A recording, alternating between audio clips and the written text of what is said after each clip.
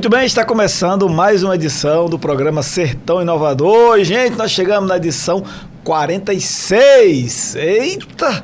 Começou ontem, viu?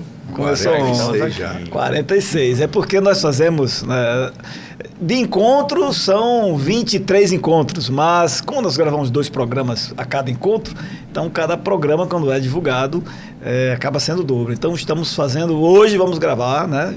Nós agora estamos aqui fazendo o programa 46, daqui a pouco vamos fazer o 47. Vamos comemorar os 50, né? E aí vamos comemorar. Na correção, na verdade esse é o 47. Daqui a pouco 48, aí justamente próxima semana vamos completar nossos 50 programas. Significa que é um projeto que teve início e está perpetuando. E enquanto a gente tiver 2 coisas, conexão e conhecimento para compartilhar, então nós vamos continuar aqui. Conhecimento, até onde eu sei, é inesgotável, não se acaba não, não se acaba. E conexão não está se acabando ainda não, tem muita conexão para fazer, tem muito convidado para trazer, tem bastante pessoa aí para a gente conversar. Necessário, né? Os dois é necessário. Dois. Enquanto o ser humano achar que, entender que é necessário o conhecimento e conexão, aí as coisas vão continuar andando. Muito bom. Bom, o programa, eu faço questão de fazer esse registro, um programa como esse, se estamos aqui na edição 47, é porque ele não é feito por uma pessoa, né? É um grupo de pessoas e por alguns empresários que, além de patrocinar eventos culturais, eles também patrocinam o empreendedorismo. O maior programa, eu sempre faço essa questão, o maior programa social que um país possa ter chama-se empreender. Porque você faz com que pessoas transformem matéria-primas em produto, transformem a si próprios. Porque empreender não é um negócio muito simples. É fácil de falar, mas é difícil de fazer, que é um negócio sério. De cada 100 empresários, 100 pessoas que querem começar uma empresa, no Brasil esse número está melhor hoje, em torno de 60 não sobrevive o primeiro ano, 60%. Então... eu entrei atualmente numa área que é mais complexa ainda, que são as startups. De cada 100 startups num ano, 95 fecham, só sobrevive 5. Mas é porque também é um estilo diferente, o tipo de empreendimento das startups é de escala, é para impacto gigante. Todas essas coisas tornam o desafio de empreender maior, né? Mas como nós temos os sobreviventes e nós temos os investidores em empreendedorismo, que é a única área que tem investidor. Né? Isso é uma coisa que nós precisamos trabalhar nessa região, ainda não tem, é escasso, bem escasso, mas não é só aqui não. No Rio Grande do Norte inteiro não existe uma aceleradora. As que atuam por aqui, elas vêm de fora e convidam pessoas que têm recursos aqui na região, no estado, e até investem. Mas daqui não tem. Quem sabe o programa Sertão Inovador não é uma fonte de provocação para que, quem sabe, nessa região, algumas pessoas decidam pegar seus recursos e investir em startup, investir em projetos, investir em ideias, que um dia, vocês que estão aqui, né, tudo que está à nossa volta, 100% das coisas que estão à nossa volta, um dia foi apenas ideia de alguém. Essa mesa foi ideia, essa caneca foi ideia, esse microfone foi uma ideia, até que alguém foi lá, investiu e virou alguma coisa. Até essa água foi ideia de alguém. De Deus, o Criador. E nós também fomos ideia de alguém. Primeiro tudo começa numa ideia, depois aquilo é transformado em alguma coisa que vai fazer mudança e melhoria. Até chegar a um estilo de vida, né? Você tem aí a ideia, vem do pensamento. Isso. Depois você tem que agir, aí parte para uma atitude. Depois daí você tem que criar um hábito. Quando cria-se esse hábito, aí se chega a um estilo de vida. Muito bem. Muito bom. Vocês vão anotando aí, viu? Porque aqui é assim, vai saindo, vai sendo essas pérolas. Nós estamos sempre lidando com empreendedor, né? E duas palavras que para mim, pessoal, definem quando eu conheço, por exemplo, o Cláudio, eu conheço há algum tempo. Cara empreendedor, quando eu olho para ele, por eu já ter essa convicção e também empreender, eu vejo nele uma pessoa corajosa e inteligente. Então, para mim, o empreendedor, eu defino essas 2 palavras para um empreendedor. Sim, concordo 100% contigo. Olha para a Jança aí, 40 anos, meu amigo, um cara desse aí merece total respeito. Não diga a minha idade, não. Não, mas a sua empresa já tem 40 anos, meu amigo. Isso aí é orgulho. Uma alegria, né? É uma alegria. Então, eu olho para a figura de Jança, um ser humano, eu vejo em Jança coragem e inteligência, meu irmão. Outro dia passou um entrevistado aqui, bem sucedido, ele nem sabia que tinha sido funcionário dele. E esse rapaz falou, muito tempo atrás, eu já trabalhei para seu Jansen, lá, na verdade não foi aqui não, foi lá numa entrevista que eu estive na empresa do último entrevistado, de Leandro, que foi o Alisson, disse que já trabalhou para você há muitos anos atrás. Ele estava apresentando lá o projeto The One, que inclusive teve um encontro essa semana, ontem, né? Projeto bem interessante aqui para a cidade, para a região, na verdade. Falei para o Leandro, esqueça Mossoró, olhe 150 quilômetros. Porque 150 quilômetros todo mundo vem para cá. Então isso dá, não sei se você sabe, isso dá 1 milhão de pessoas em um raio de 150 quilômetros. Então olha para essa região, porque é assim que funciona. As pessoas vêm para cá, né? E esse tipo de aprendizado que a The One oferece, muito bom. Então tem funcionários que ele nem sabe que já teve, né? A empresa não é uma EIC, né? Uma empresa pequena, mas uma empresa que ao longo de décadas, vários frutos, impacto social. Tem vários frutos, né? Saiu de lá vários empreendedores. Sim. E hoje já estão dando fruto. E o bom de tudo é isso, lembrar, olhar para o retrovisor e comentar e falar o nome da empresa, o nome da... E uma coisa interessante, e eu fico muito grato a Deus por isso, é que das 30 pessoas jurídicas imobiliárias que tem funcionando, os 10 proprietários começaram comigo. Olha aí. É escola, virou escola. Me relaciono muito bem com eles, isso é importante dizer. Sim. Muito bom. Ei, nós temos um convidado aqui. Vamos parar de ficar aqui conversando e vamos ouvir mais. Sim. Não que não seja importante tudo que a gente está falando, né? Mas uma brincadeira que a gente trata aqui. Então vamos pedir aí que o Cláudio, da Livraria Gênesis, talvez é o empreendimento que é mais conhecido, pelo menos para mim, que sou consumidor desde final aí da década de 90, no início dos anos 2000, me lembro que eu estive lá. Seja bem-vindo, Cláudio. Vamos bater um papo aí? Ok, obrigado aí pelo convite, né? Bom dia a todos. Aqui eu estou me sentindo em casa, né? Só entre amigos e contar um pouco da nossa história, né? Essa vida de empreendedor, de estar à frente de uma empresa. Sempre foi um sonho desde muito cedo. Conte isso aí, legado dos meus pais, na verdade. Conte mais sobre isso. Então, eu me inspiro muito nos meus pais, né? Meus pais vieram ali do interior de Pau dos Ferros, ali, hoje é Francisco Dantas, mas antigamente chamava de Tesoura. E meus pais meu pai e minha mãe vieram para Mossoró, praticamente só com a coragem e a vontade de crescer, de colocar seus filhos em uma boa escola, né? Porque eles moravam no sítio lá, né? Quando chegou aqui, a minha mãe colocou em ação aquilo que ela sabia fazer e muito bem fazer, que é restaurante, né? Então eles abriram um restaurante ali na Felipe Camarão, vizinho ao posto Fã, né? Que era o posto Esso na época de Otávio Ferreira. Meu pai foi trabalhar com Otávio Ferreira e minha mãe no restaurante. Dali ele comprou a primeira casa própria, abriu na nossa casa própria ali na Lopes Truvão com a Rui Barbosa, ali no bairro Paraíba, ali, abriu o primeiro restaurante já em prédio próprio. E aí foi trabalhando, né, nessa área de restaurante, e a gente cresceu vendo meus pais desde cedo trabalhando, né, para nos manter, colocar em escola particular, melhor, estudei no Dom Bosco na época, que era uma das escolas mais tradicionais de Mossoró, e os nossos irmãos também. Minha irmã logo cedo foi para a UFESA, né? Então, assim, vi esse exemplo dos meus pais e desde cedo eu já comecei a ter o gosto pelo comércio, né? Eu que ajudava ele ali na venda, né?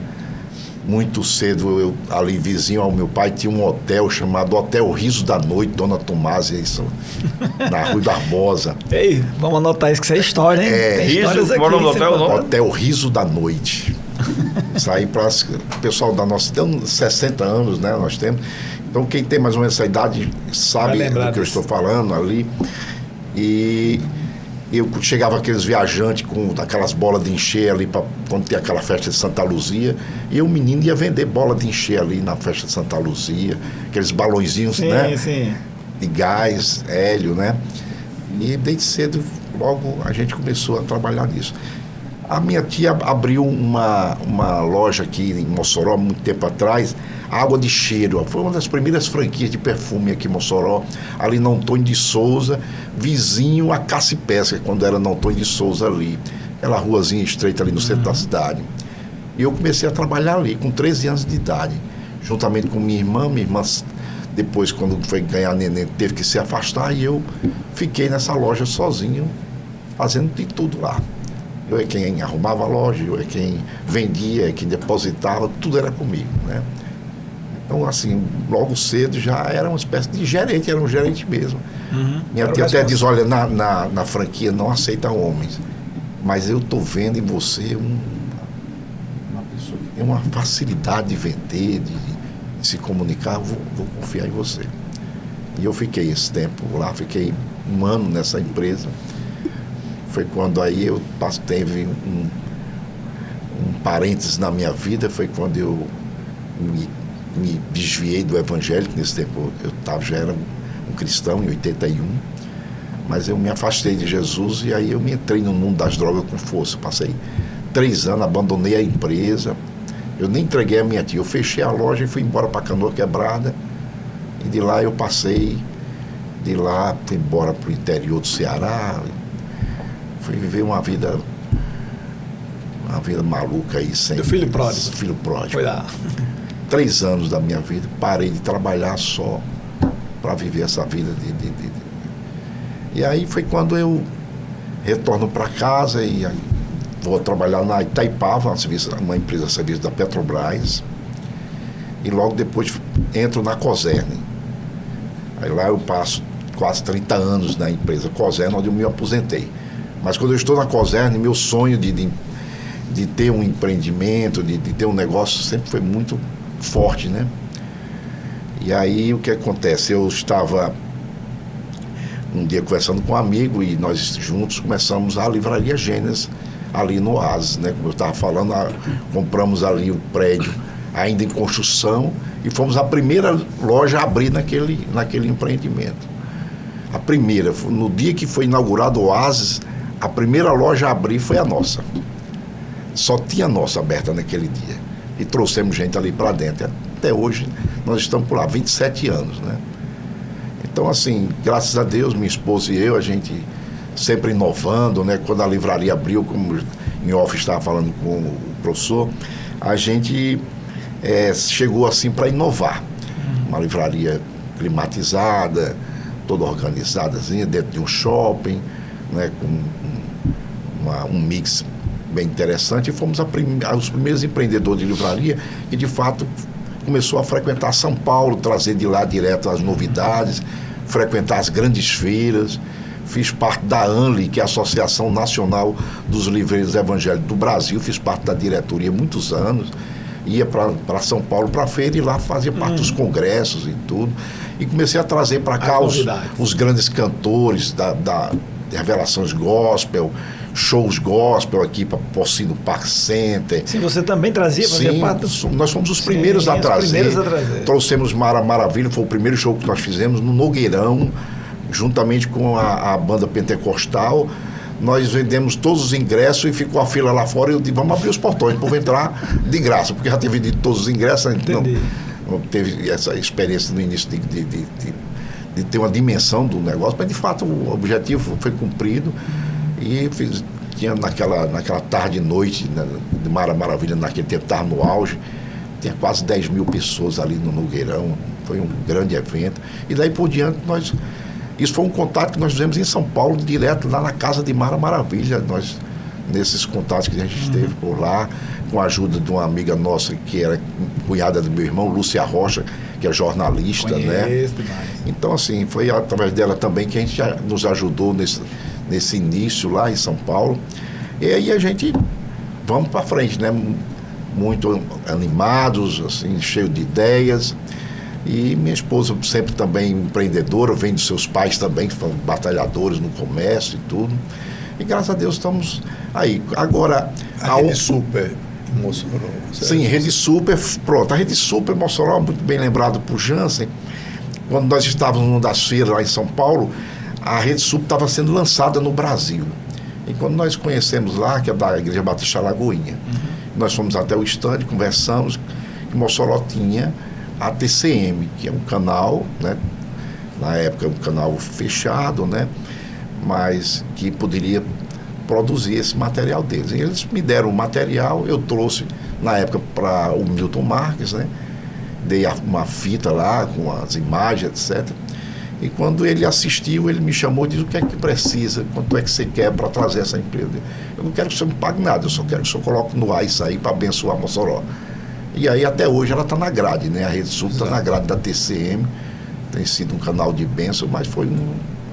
E aí, em troca disso, ele também abriu um canal para o povo evangélico na TCM, que o primeiro canal foi um programa que eu iniciei lá, que é o Mundo Gospel. Nós tínhamos uma apresentação toda semana de 1 hora, onde eu apresentava, fazia entrevistas também, e fazia um programa de 1 hora.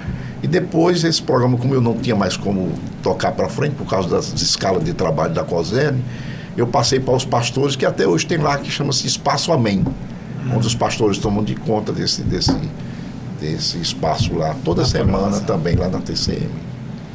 Muito bom. Deixa eu como educador, vou querer dar uma pausa nessa jornada para falar sobre por que escolha de livros. Porque quem é educador gosta muito de livros, né? Inclusive eu trouxe até um aqui, vou aproveitar logo o embalo e divulgar aqui o livro de hoje. Chama-se o livro do Davi Lago e Marcelo Gallup, Um Dia Sem Reclamar. Esse foi um trabalho muito interessante que eles fizeram sobre... isso aí tem muita gente já escreveu, sobre o poder da gratidão. Sim. O poder que a gratidão tem. Quando você tem um coração grato, é incrível, rapaz. Você pode estar só o bagaço, como dizem. Você pode estar com 1000 motivos para reclamar. Mas se você, ao invés de reclamar, você agradecer, você desenvolver essa capacidade de agradecer, isso é uma habilidade, né? Isso é uma coisa que você tem que amadurecer um pouco, você tem que ter algum tipo de maturidade para poder ver, até na dor, ou até na perda, um ganho. Na psicologia, o psicólogo que mais falou sobre isso, psicoterapeuta, a formação dela é psiquiatra, mas a prática dele é psicoterapeuta, é o Viktor Frankl. Ele é criador da 3ª escola de psicoterapia do mundo inteiro. A primeira é a mais famosa, que é a do Freud lá, a psicanálise, depois teve a de Adler, e ele foi a 3ª escola. Todos os 3 moraram em Viena, e desses 3, 2 moravam na mesma rua. Viena era o lugar onde é o centro onde vivencia muito essa área de psicologia. O século passado foi muito forte nisso. E ele prova lá, pela até a própria experiência dele ter passado por campo de concentração nazista, o Viktor Frankl passou por 3, e ele identificava em algumas pessoas, no meio daquele inferno, porque nós 4 aqui não sabemos o que é um campo de concentração, o mais próximo disso é essas prisões aqui. Mas outra coisa é você estar lá, preso, como infelizmente no Brasil a gente está passando por isso, um pouco de preso por motivos que não são criminais, que não são, você matou quem para estar preso? Não matei ninguém. Então eu estou preso por quê? Estou preso porque eu não concordo que você seja quem você é, você... E os judeus, por exemplo, passaram muito isso. Ele era judeu, o Viktor Frankl. Freud também, só o Adler que não era. Mas ele provou que quando você tem um sentido, um propósito claro na sua vida, muito forte, até o sofrimento ganha uma razão de ser. E você não se acaba por causa da dor, do sofrimento. Você ganha um significado para ela. E esse livro fala um pouco sobre isso, porque quando você aprende a ser grato... Assim ele fica querendo se meter nas conversas, né? Quando você aprende a ser grato, você começa também a desenvolver uma espécie de autoestima que é meio, como é que eu vou dizer, incompreensível pela média. A média não compreende, porque a média... de onde vem o radical mediocridade, né? A média, essa coisa de ser medíocre, sempre vai com o que todo mundo fala, só diz o que todo mundo diz, só fala o que todo mundo fala. E quando você sobe um pouquinho esse degrau, até na dor você consegue você consegue, como é que eu vou dizer assim, você consegue entender o que está acontecendo e não entrar nessa vibe de só reclamar. É muito interessante o trabalho. Deixa isso aqui, essa indicação, essa sugestão de livro, e já puxa o gancho aí. Eu estou vendo aqui que Artemio quer falar, você falar um pouquinho sobre por que livro, por que você escolheu essa área de literatura. Mas diga, Artemio. É rápido aqui. Radamés, ele traz um livro para que a gente possa, como ser humano, ler, estudar, e ele também fala sobre gratidão, né? Eu já recebi alguns mimos, alguns presentes com um chaveiro, algo com gratidão. Gratidão eu entendo assim que é algo que vem do coração. Não tem como... Eu posso te pedir obrigado. Pode sair da boca, obrigado. Mas gratidão mesmo, ela vem do coração. É algo assim genuíno. E eu entendo também que para a gente ser grato, de fato, genuinamente, como é um dia sem reclamar, é quando você sai de casa, quando você acorda e você se conecta com Deus. Quando você está conectado com Deus, apesar dos pesares, você não murmura. E se mantém conectado, né? Porque se perder a conexão. Exato. Então, assim, a gratidão é algo assim que a gente, como ser humano, precisamos trabalhar isso aí, certo? Estudar, trabalhar e vivenciar.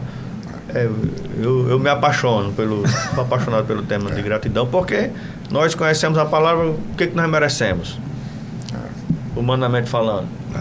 Nada. Né? Tem noção de quantas vezes o coração da gente bateu, quantas vezes a gente já respirou hoje? Então, volta a palavra para nosso amigo. Livro, né? O livro sempre foi uma paixão muito grande, né? Eu sempre gostei de ler, né? Eu lembro que, até mesmo antes de ser evangélico, uma das coisas que eu tinha um hábito de fazer, quando eu ia trabalhar lá na Itaipava, lá em Guamaré, eu passava ali ao lado do Pax, não sei se vocês lembram ali, tinha aquele cara que vendia aquelas revistinhas usadas de Bang Bang. Sim, né? Texas. Eu levava de 10, 15, 20 revistinhas daquela, eu voltava, trocava, então eu criei um hábito. E a leitura é muito benéfica. E quando se lê livros, né, que tem realmente algo a acrescentar, como a Bíblia e tantos livros cristãos e outros mais, mas a leitura, ela forma realmente o caráter da pessoa. Você se torna aquilo que lê. Isso é a grande verdade, né? Então a leitura sempre fez parte da minha vida. Como eu estava falando em off para o professor, eu frequentava as livrarias evangélicas de Mossoró antes de ter livraria. E era um sonho no meu coração, né? E foi isso que eu coloquei no início para o meu sócio. Eu tenho esse sonho. E aí a gente juntou e começamos, né, a livraria Gênesis, que esse nome também fui eu quem dei a ideia. Tudo na minha cabeça sempre borbulhava tudo isso, esse propósito, né? A gente fez vários encontros na livraria, paramos de fazer um tempo, mas é possível que a gente volte a retornar, que chama-se os cafés teológicos. A gente fazia ali ao lado do pátio da livraria. E tem ali mesmo um pátiozinho. Onde a gente fazia lançamento de livros de irmãos, pastores, etc., que faziam um café da manhã e faziam o lançamento. Retome isso. Vamos mexer com ele aqui. Vai, Jans, fala com ele. Eu participei de alguns desses aí, foi maravilha. Muito maravilha. Acho que represente, talvez, não sei, não conheço, mas só em você falar eu consegui viajar aqui, consegui mentalizar momentos. É muito importante, interessante que volte. Na Cardan Peças, lá na empresa lá, toda primeira segunda-feira do mês nós temos um momento de palavra de fé. Ali de um versículo, algo da Bíblia, fala devocional de 15, 20 minutinhos no máximo. E quando nós começamos, nós tivemos muita dificuldade. Sim. E a gente persistiu. Hoje já tem cliente que já sabe, já tem cliente que vai lá e que participa. Então é muito importante. É bom então, demais. Eu volto a fazer como professor. Né, professor? Eu fico assim estimulando, porque qualquer iniciativa nesse sentido é sempre um oásis no deserto. Isso. Porque a média de leitura brasileira por ano é menos de 2 livros. Dá para explicar um pouquinho porque o Brasil está onde está. Tem um exemplo, só para abrir um parênteses, tem um exemplo sobre o que você está falando. Eu tenho parte da minha família, Cláudio conhece, que mora fora do país, mora nos Estados Unidos. Tenho 2 filhos e uma irmã, que já estão mais de 20 anos lá. E eu sempre vou lá visitá-los, passo um período com eles. Então, no avião, quando a gente está indo para lá ou está voltando, a gente mede isso que você está dizendo, a pouca leitura do brasileiro por livros. A gente observa dentro dos aviões que as crianças brasileiras, quando estão na viagem, estão com um videogamezinho na mão, ali na poltrona e tal, brincando. E você vê crianças não brasileiras, principalmente americanas, com um livrinho, com uma palavrinha cruzada, tentando fazer e tal. Quer dizer, você vê a diferença, tá entendendo, de cultura para essa questão da leitura que tem entre a criança brasileira e a criança americana, vamos dizer assim, que é para onde eu vou mais. né? Enquanto a americana está lendo um livrinho, uma historinha, alguma coisa, a criança brasileira está com um videogame, não tem nada contra videogame, nada, mas está ali. Você vê a diferença, o reflexo. Reflexo E os pais, por sua vez, também estão lá lendo um livro na viagem, estão pesquisando alguma coisa. E alguns pais brasileiros, não estou aqui generalizando, estão vendo qualquer outra coisa sem ser o alimento da leitura. Claro que essa estatística é uma estatística pegando a população inteira. E a camada social brasileira é bem distinta, né? Nós sabemos que tem uma grande quantidade de pessoas que não têm acesso à escola, então você não pode querer que uma pessoa dessa esteja com um livro na mão, porque é natural, né? Ela não vai estar. Mas um deserto precisa de um oásis. Precisa, às vezes, desses encontros, que aí você...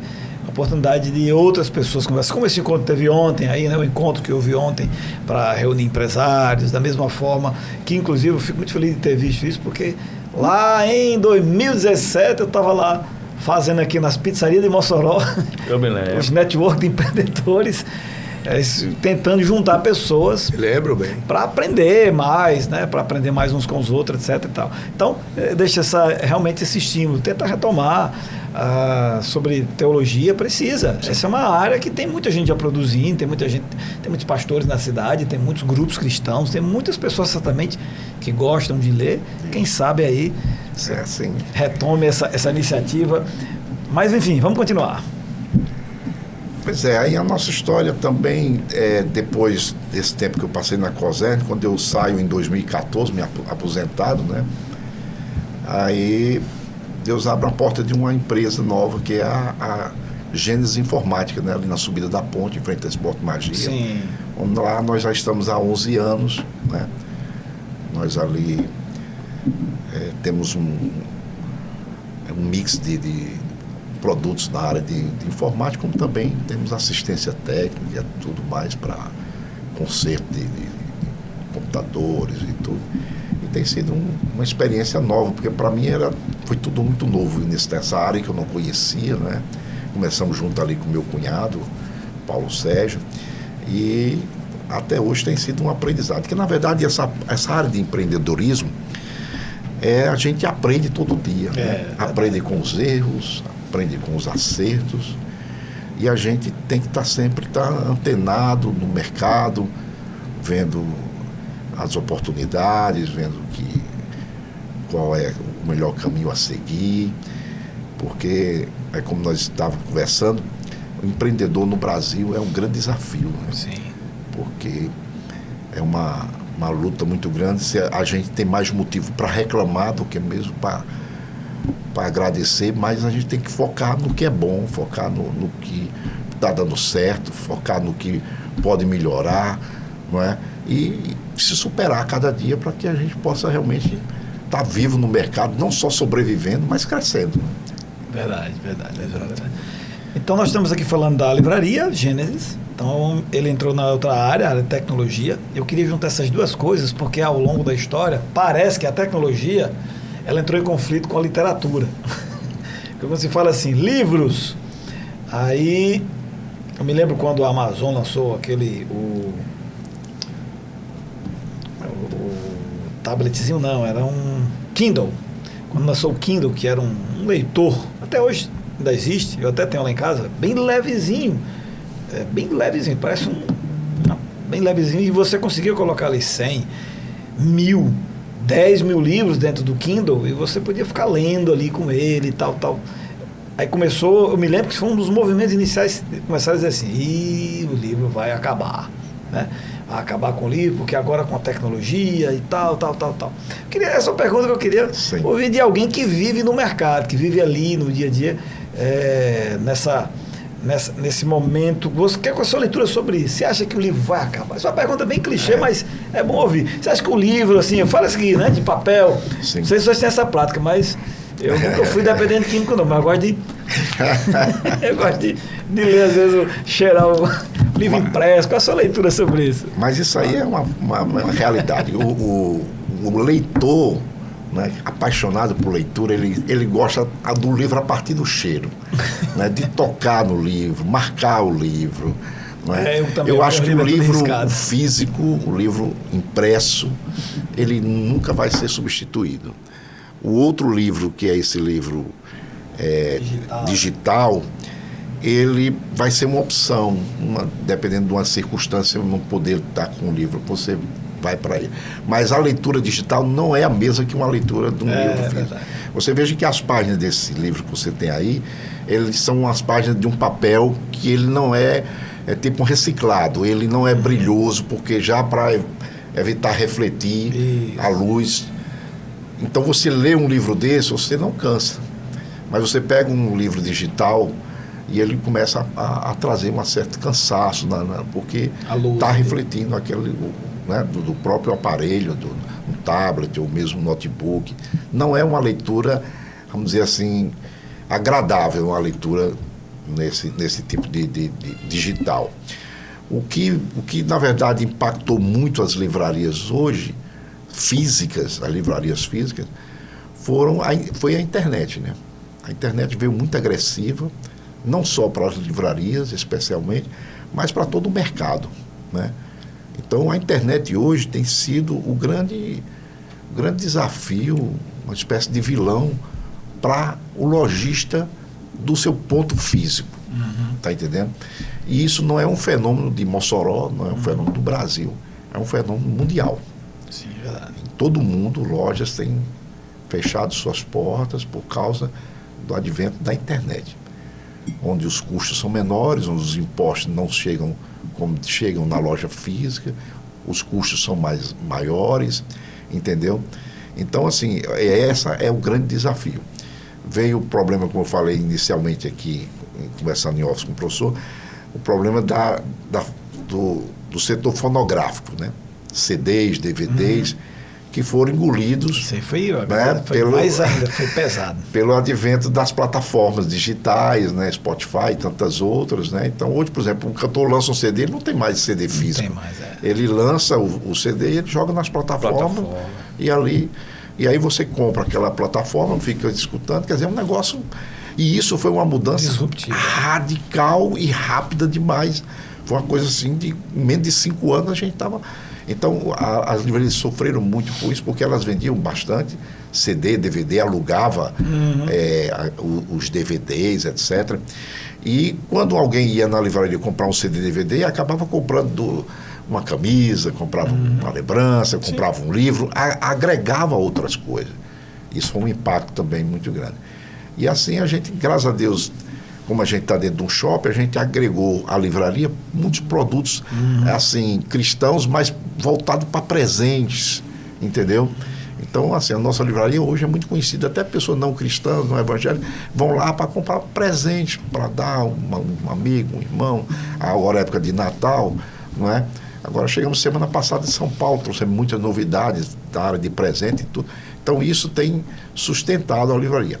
Hoje, uma livraria que quer sobreviver só de livro, dificilmente fica. Você tem um exemplo, a Saraiva e tantos outros grupos fecharam suas portas porque não conseguiram suportar, né, a força da internet como ela vem, né? E quer queira, quer não, nós hoje que consumimos, somos empreendedores, mas também somos consumidores. Sim. Muitas vezes a gente acha muito mais prático abrir um dispositivo aqui e entrar num desses sites, fazer um pedido, o pedido chega na porta rapidinho, a gente acha muito prático. Sim. Mas eu fico pensando, se amanhã a gente não tiver mercado físico, será que isso vai suprir? Será que isso vai atender a nossa demanda? Será que a gente não vai ficar carente realmente de ter um espaço para que eu possa ir, escolher o meu produto, pegar, entendeu? Porque eu vejo assim que até o fato de você sair de casa, ir a uma loja, ir a um shopping, ir a um comércio, é algo que, especialmente para as mulheres, é meio que terapêutico, sabe? Elas se sentem à vontade, só em olhar aquele produto, pegar, escolher, provar, entendeu?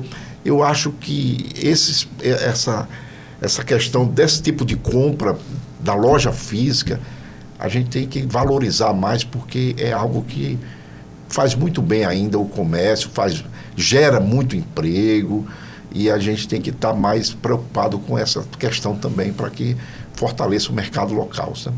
Antes dos meninos aqui falar, eu queria provocar agora vocês dois numa coisa, baseado no que ele acabou de falar. Os empreendimentos físicos que têm produtos para entregar, a internet gerou um impacto gigante no consumidor no ato de comprar. Para o empreendedor que tem produto e tem o ato de vender, mudou. Ele criava alguma coisa e colocava à venda. Portanto, ele ficava atrás de um balcão esperando que alguém venha comprar.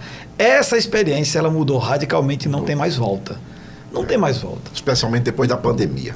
Principalmente depois da pandemia. Aí pronto, aí foi a pá de cal, encerrou. Todo empreendimento, inclusive você que tem, né, você estava falando de estoque aqui e tal, ou até mesmo prestadora de serviço que está lá esperando que alguém vá lá alugar, contratar algum serviço. A experiência de consumo ela mudou radicalmente, mas não mudou, infelizmente, a experiência de venda de quem vende esses produtos fisicamente. Uma grande parte ainda está um pouco lá atrás. E aí eles vão mudar, como diz o ditado, ou por amor ou pela dor. O que é que você acabou de falar, que é a minha leitura, que eu acho que isso que tem que é um dos grandes, inclusive uma área que está crescendo muito, a gente chama de CX, CC, CS, que é experiência do consumidor, a experiência de consumo.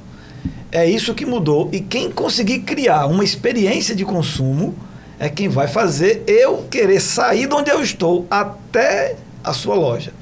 Porque ir à sua loja comprar uma peça, eu não vou. Principalmente situações como Mossoró, que você pensa assim, eu vou dar um exemplo aqui clássico, digamos, eu moro num bairro um pouco afastado do centro, então quando eu penso em vir aqui comprar alguma coisa, eu já fico pensando várias vezes, porque não tem estacionamento. A experiência começa a ficar traumática. Essa semana eu tive que ir a um banco, não vou dizer o nome do banco aí não, mas todas as vezes que eu tenho que sair para ir para esse banco, eu tenho que fazer todo um trabalho da pulseirinha aqui, sabe? Que a vontade de reclamar. O nome Gênesis. A coincidência aqui. Eu já ia perguntar. Não é da oficina. Já foi uma promoção que ele deu a você e não deu a gente. Pois é, e não deu a vocês. Na verdade, nem foi coincidência. Mas os meninos aqui já sabem essa história da pulseira no braço aqui. Sim. Que eu uso. Não gosto muito de usar pulseira não, mas eu uso porque quando eu reclamo, eu tiro ela do lado. Sim. E boto do outro. Então, quando eu penso assim, tem que ir ao banco fulano de tal, eu já fico, não vai mudar por cima. Porque aqui dentro já comecei a reclamar, entendeu? Porque a experiência é tão traumática, é tão desagradável, que eu resolvo aqui no meu banco digital, é rápido demais. Então, a minha experiência de consumo de banco é boa demais aqui. Mas a experiência de quem precisa comprar uma peça é boa quando pensa assim, rapaz, se tem uma loja que é bom ir lá, é lá na Cardan. Se tem, porque não é só comprar a peça, porque a tua peça tem em todo canto, amigo. Inclusive tem aqui. Às vezes eu vou, como consumidor, comprar uma... Ou até mesmo vou usar o seu mesmo exemplo, me permita. Eu tenho que ir lá alugar um imóvel. Aí eu vou lá na... Que experiência eu tenho que ir lá se eu posso alugar algo de alguma maneira melhor? Então, essa é uma pergunta que eu acho que todos nós que temos empreendimentos físicos tem que pensar. O que é que eu faço de diferencial para aqueles que sempre compram comigo, porque eles vão parar de comprar se o que eu entrego é só o que todo mundo entrega. Então, essa questão de você, de repente, fazer um evento ali, isso é uma experiência. Do comprador do livro que vai, você chegou de um lugar, gente, vou promover, você já criou algo diferente, que gera experiência de consumo. Essa é uma pergunta que todo empreendedor tem que ficar fazendo. Gente, eu estou fazendo a mesma coisa. Para de vir. As pessoas vão parar de vir. Eu comprei outro dia uma peça de um carro, quase o tamanho de um Cardan, um negócio enorme. Eu comprei pela internet, porque para mim é mais prático, porque comprar por comprar aqui é mais prático. É mais prático, mas se eu souber que lá na loja dele, além da velha salinha que todo mundo já preparou, que tem que ter, mas quase toda oficina você chega, tem aquela salinha e só tem a salinha, você abandonado as moscas lá dentro, não tem mais nada, não tem poderia ter uma programação simples, eu poderia saber, esse princípio que o pessoal deu sabe muito bem, porque eu conheço o fundador lá, criou, a rede de dentistas que usam a The One, vocês viram lá na prática, né? Quem foi lá é aquele padrão. Você chegou lá, não é simplesmente uma clínica, tem uma experiência. Que se existe uma área de saúde que você já fala assim, meu Deus, dentista, você escutou logo o barulho daquele negócio. E o cheiro de dente queimado, de osso, dá uma sensação, é negativa. Mas lá não é, porque ele conseguiu criar uma experiência. Então, todos nós, independente do negócio, tem que começar a pensar que tipo de experiência eu posso criar para que as pessoas queiram vir. Não é só comprar uma peça. Enfim, acho que isso... Queria ouvir vocês. Tem algo emocional isso aí. Já foi provado, né? Eu vejo assim, quando o Cláudio estava falando,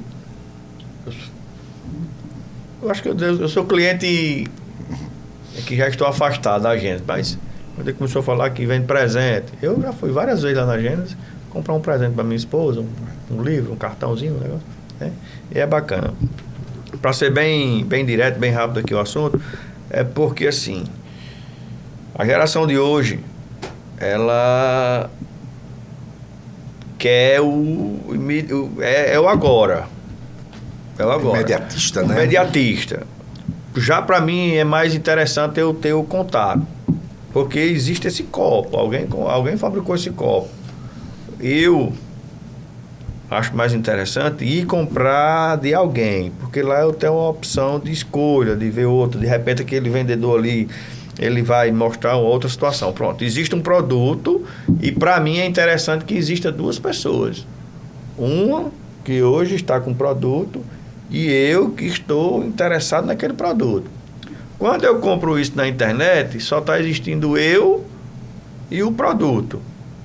Aquela experiência humana, que sem dúvida, toda quinta-feira eu saio daqui e eu aprendo muita coisa. Rapaz, Jansen toda quinta-feira, mas toda quinta-feira eu aprendo algo com o Jansen, com o professor. Então tá deixando de existir. Quando ele falou ali do livro, da página, certo? Vá falar isso para um adolescente hoje que ele não vive essa experiência que Cláudio está falando. O papel, que é reciclável. Então, para mim, todas as informações que ele foi falando, nós como seres humanos que pensamos no amanhã, é mais interessante comprar um livro ou ler na internet, no celular, no computador. Eu vou estar me prejudicando minha vista. Isso. Né? Não vou estar tendo esse contato, estar vivendo essa experiência, porque se eu comprar esse livro aqui da internet, eu comprei da internet. Quem é a internet? Mas se eu comprar esse livro de Cláudio, eu comprei esse livro, nunca vou esquecer. Vai depender do atendimento dele que vai gerar uma marca. Isso. Quando eu comprei esse livro, qual foi a experiência? Foi boa? Foi, rapaz, foi ruim. Aí eu já também respondo. Qual a experiência que a gente tem quando a gente vai numa determinada loja? Então, nós, como empreendedor, dono de empreendimento, dono de loja, que é onde vendemos produtos, temos que ter isso aí. Cada venda é uma experiência, é um relacionamento e vai sair uma marca daqui. Se você levar seu carro lá na minha empresa e você não ficou satisfeito, você não vai voltar lá. Sim.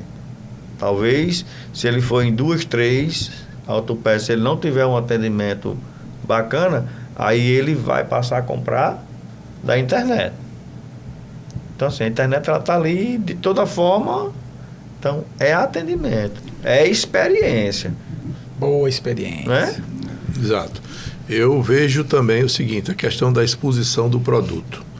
Tem produtos físicos, a gente está falando em produtos físicos aqui, por exemplo, que software, instrução, conhecimento, você adquire lendo, você adquire participando de palestras, etc. e tal. Mas o produto físico em si, às vezes varia de negócio para negócio. Por exemplo, o Cláudio, ele tem uma livraria, né? E tem também uma loja de produtos de informática. Eu vendo imóvel. Imóvel é emoção. Eu posso usar a tecnologia até chegar ao interesse do cliente. Mas o meu cliente, ele só compra o imóvel, pelo menos até agora, e é porque a gente está muito automatizado. Mas ele só chega a comprar o meu imóvel, o imóvel que eu vendo, o que eu alugo, se ele entrar nele. É um canto onde ele vai morar, é um canto onde ele vai viver com a família dele, vai ver os filhos crescerem. Então, ele faz questão de entrar, sentir, olhar, ver se cabe uma cama que ele vai botar ali ou um móvel ali naquele outro local. Então, a questão presencial hoje é importantíssima para determinados produtos. Para determinados produtos. Na livraria, eu não sei, aí é onde está a inovação. É inovação. Eu conheci uma clínica aqui, a Viva Saúde, o proprietário já veio aqui, né, conversar sobre ela, eu fui para lá fazer uma visita. E sou cliente até hoje. Por quê? Quando eu cheguei lá, eles ofereceram um produto rápido, caro e gratuito para fazer um exame completo na minha boca para ver se eu precisava de alguma coisa. Mas pagar alguma coisa, não. É com imagem, é com tudo isso. Fiz de graça. E aí, quando eu vi que eu precisava de algumas coisas, eu quis fazer um cadastro. E eu fiz um cadastro, Cláudio. Até a música que eu gostava de ouvir, a música gospel, eu disse. E no primeiro procedimento clínico dentário que eu fiz, quando eu entrei na sala, além de ter uma TV de LCD grande assim na frente, na parede, tem outra no teto. Porque quando você se senta na cadeira do dentista, você não fica olhando para a parede, você fica olhando para o teto. E quando eu vi, começou a tocar música lá de Ana Paula Valadão, de Morada e tudo. Eu disse, meu Deus, quando foi que eu disse que era eles que gostavam? Quando eu preenchi um formulário. Mas a presença física desse caso, você tem que ir para fazer o tratamento. Essa daí é indispensável, a presença do cliente no local. No meu também é assim. Se a pessoa não entrar no imóvel, ele não vai tomar a decisão dele. Agora, Cláudio, eu lhe pergunto, o que é que você tem feito, inovando, para que aquela pessoa que comprava o livro, cheirava a página e olhava, porque isso é gostoso demais. Mas Artemio falou uma coisa agora que é uma verdade, o jovem não está preocupado com o cheiro. O jovem está preocupado em receber isso imediatamente na tela dele para ele ver. Você sempre foi um cara inovador, eu lhe conheço há muitos anos, é mesmo que um irmão meu. Nossos filhos são irmãos, foram criados juntos, cresceram juntos. E a sua esposa é uma guerreira, a esposa de Cláudio, Débora. Eu vou dizer um negócio a você. Sem ela, ele não estaria aqui, não. E vice-versa. Um completa o outro. Eu digo porque eu conheço a fundo. E aí eu digo a você, eu vejo sempre Cláudio inovando. Sempre que ele trabalhava na Coserne eu trabalhei em Areia Branca, Coserne, ele às vezes ia lá para casa, ou ia para casa dele no sábado e tudo, mas quando dava 3, 4 horas da tarde que ele tinha que entrar de serviço, vamos chamar assim, ele estava ali e começava a ficar triste. Por quê? Não porque ele não gostasse da Coserne, mas é porque ele tem um veio inovador, ele tem um veio empreendedor, ele tem aquela coisa de expandir. Eu conheço isso e ele me ensinou muito com isso. Apesar de eu nunca ter sido empregado um tempo como ele foi, mas eu sempre aprendi isso aí dele. E aí ele ficava meio triste. Por quê? Porque ele já estava, até aquele momento, ele estava fazendo planos com a esposa, conversando, brincando, mas vendo como é que vai ser a livraria, quando é que a gente vai para São Paulo comprar mercadoria, quando é que a gente vai fazer isso, quando é que a gente vai fazer aquilo, tal. E aí, quando era no outro dia, ele estava numa estrutura de trabalho, né, como empregado lá. Peça da máquina. E pensando. Quando esse homem se aposentou, ninguém segurou mais. Eu vivia viajando, eu com minha esposa, para os Estados Unidos, para outros cantos, e era doido para que ele fosse. Ele não ia, não é porque não podia, não é porque ele não trabalhava. Ele tinha que cumprir um horário. Hoje, esse cara já viajou mais do que eu, durante todo o tempo que eu podia estar viajando, né? E graças a Deus eu ainda posso um pouquinho. Mas ele sempre foi inovador, Radamés, Artemio. Sempre foi aquele cara. Então, o que é que o jovem, essa faixa etária mais jovem, o que é que você está pensando? Porque eu sei que você é um cara que pensa. Você não fica na caixa, você está sempre saindo dali. O que é que você está pensando para poder atingir melhor esse jovem? Porque você fazia eventos. Ele fazia eventos aqui imensos, com milhares de pessoas no Porcino Park Shopping e outros. E foi ele quem inovou com isso aqui. Foi ele quem abriu isso aí. E com isso ele tinha um fluxo de pessoas muito grande dentro da sua livraria também, porque associava, isso é natural. E ele vendia muito mais, né? O que é que está sendo feito para que esse jovem... Pergunta de $1 milhão possa vir de novo? Novamente. Então, na parte da livraria, é aquela questão que eu falei, o impacto que as livrarias sofreram muito, não é? Com a internet, veio a questão da pandemia, isso trouxe assim um impacto econômico muito forte.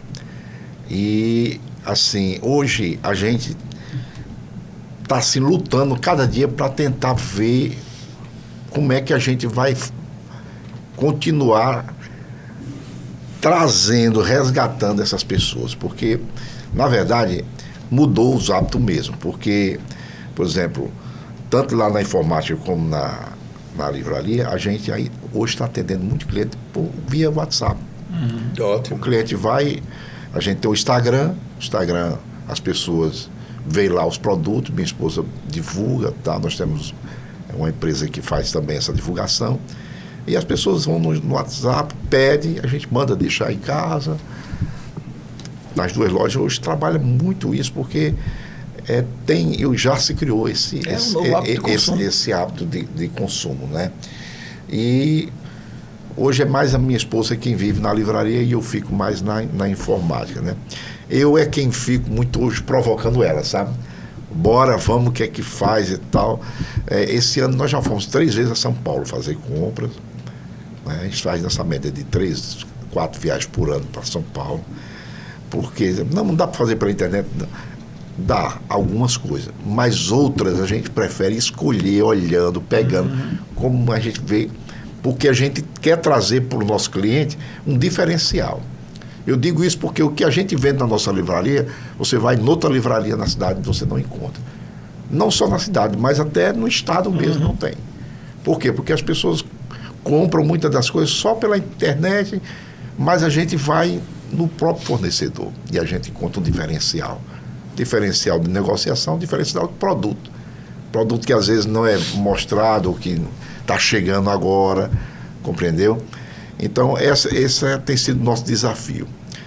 E eu provoco muito ela, porque ela é muito conservadora, minha esposa. Ela já não tem essa coisa de mudar. E eu chego lá e eu quero, meu filho, vamos mudar isso aqui, vamos reformar aqui esses móveis, vamos dar um... Eu gosto muito disso, sabe? Meu negócio já era mais conservadora, né? Mas a gente tem que lutar para buscar inovação constantemente, porque a gente precisa sempre surpreender o nosso cliente, não é verdade? Surpreender. Pergunta. Ele espera isso. Uma pergunta, Cláudio. Os livros que as livrarias vendem, aqui você vende, o conteúdo deles, a redação dos textos, o conteúdo que está lá, o que está escrito, o cidadão tem como ver na internet primeiro para depois pedir a você? Hoje em dia é muito fácil, né? Você vê que... Isso facilita muito. Facilita. Por exemplo... A aquisição, você ir no local. Hoje, se você tem o ChatGPT, você... Eu quero resumo, faça uma síntese, por favor, um dia sem reclamar. Ele joga uma síntese para você. Você já tem uma síntese, você já sabe o conteúdo, mais ou menos o que ele quer. Então, é muito prático hoje isso. Mas se você quer entrar a fundo, aí você vai lá e compra o livro, né? Mas hoje é muito mais prático do que antes, né? Sim, antes tinha uma síntese muito pequenininha na venda do livro. Hoje você tem a IA que faz muita coisa para facilitar nessa área, né?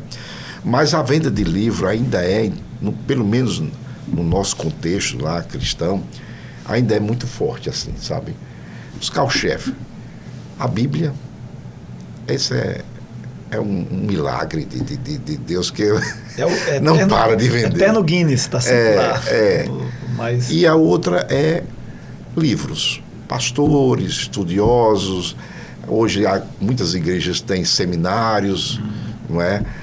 E agora mesmo, recentemente, um pastor tá no seminário, precisou comprar 10 livros de uma vez só. A gente não tem 10 livros só.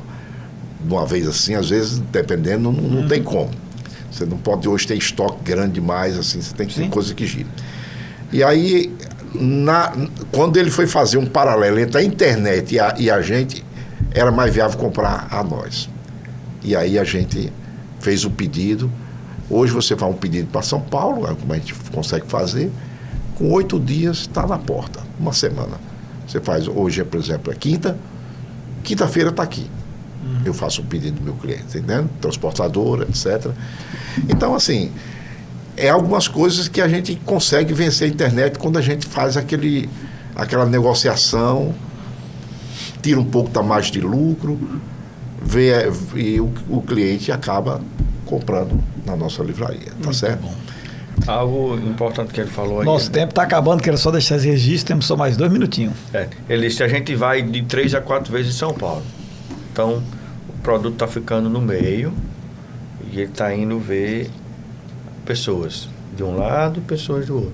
Então, o produto ele está ali no meio, né? Mas ele sai daqui de Mossoró, ele vai a São Paulo para trazer novidade. Ele podia fazer todos os pedidos dele pela internet, mas não ia ter o brilho, não.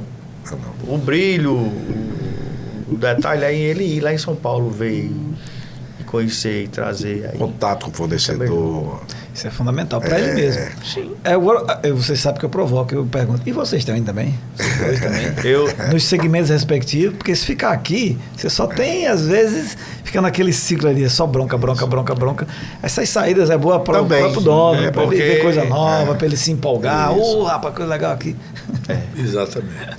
é necessário a gente fazer isso. Esse ano eu fiz visita a 3 fornecedores. Quando você vai no fornecedor, aí você conhece o outro lado lá, o humano. O produto a gente já conhece, mas a gente precisa conhecer lá. E quando você olha para um produto, aí você lembra. Rapaz, Cláudio, eu olho para isso aqui, mas eu lembro que eu tive lá na empresa de Cláudio, na fábrica, na distribuidora. Muito bem, isso aí. Soma. Eu pergunto, e você que está acompanhando, está fazendo isso também? Porque a gente está aqui só ficar ouvindo e não pôr em prática. Põe em prática, procure sua feira, seu segmento deve ter alguma feira. Porque no Brasil, São Paulo principalmente, é lugar das feiras. Duvido um segmento que não tenha algum tipo Sim. de evento acontecendo. Procura aí na internet, use para isso. Estamos chegando aqui ao final do nosso programa, mas queria deixar as palavras finais aí para Cláudia, as considerações finais. Eu só quero agradecer a oportunidade, né, de estar junto com vocês e poder compartilhar da nossa experiência, e acima de tudo a gente tem que entender que quem toma de conta da nossa vida, dos nossos negócios, é Deus. Sim. Amém. Todos os dias a gente amanhece o dia, eu e minha esposa, a gente se coloca diante do Senhor, consagrando o nosso dia ao Senhor, nossos negócios ao Senhor, porque na verdade nós somos meramente mordomos aqui Verdade. daquilo que o Senhor nos confiou, né? Então o que a gente precisa, a nossa prestação de serviço, o que a gente representa pelos produtos que a gente vende, mas acima de tudo, a marca que fica é a marca do cristão. Rapaz, as pessoas entram lá, tanto na informática como aqui Gênesis, tem alguma coisa a ver com Bíblia, tem alguma coisa... Tem. Aqui tem a coisa a ver com Deus, com propósito, e acima de tudo é isso que tem que ficar, esse legado. Muito bom, amém. Obrigado, Cláudio, pela sua participação. Pessoal, obrigado aí pela participação de vocês. Nos encontramos na próxima edição.